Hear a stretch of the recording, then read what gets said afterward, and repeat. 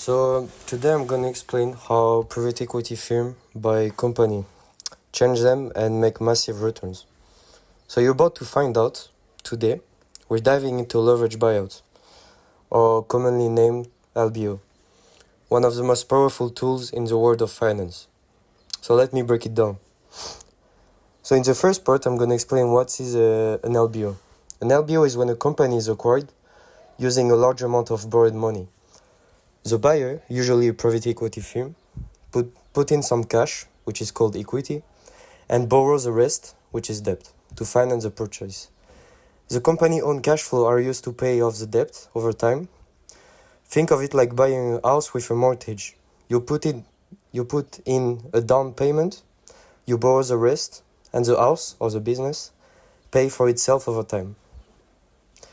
So now let me explain why should we use a leverage.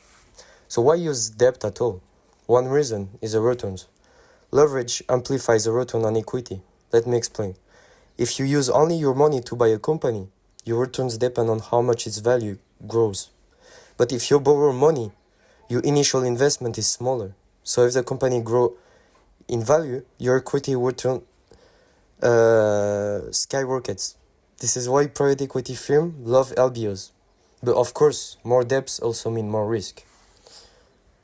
So now let me explain the LBO structure. So let's look at the structure of a typical LBO. Here's what usually includes. So first, the purchase price. So what the PE firm paid to acquire the company. Then the equity contribution. So how much the firm invests, which is usually around 20 or 40%. And then the debt financing, the rest, from bank, from bonds, from mezzanine funds. Once the deal is done, here's what's going to happen. The company continue operating and its cash flow are used to pay down the debt. The PE firm looks to grow the business, make it more efficient or sell off asset. And after 3 or 7 years, the firm sells the company and earns a return on its equity. So the key driver of LBO returns, there are 3 of them. There are 3 ways of a PE firm to make money in an LBO. First, the debt pay down. The debt pay down is as the company repays the debt, the PE firm equity ownership increases. Then multiple expansion. If the company is sold at a higher valuation multiple, the return will grow. And then finally, the operational improvement. So for example, increasing revenue, reducing cost, or even improving margins increase the company value. So example of simple LBO. For example, if a private equity firms buy a company for 100 million, they will use 30 million of equity and 70 million of debt. And after 5 years, the company is sold for 150 million. So let's say all the debt has been paid off. The PE firm get back 150.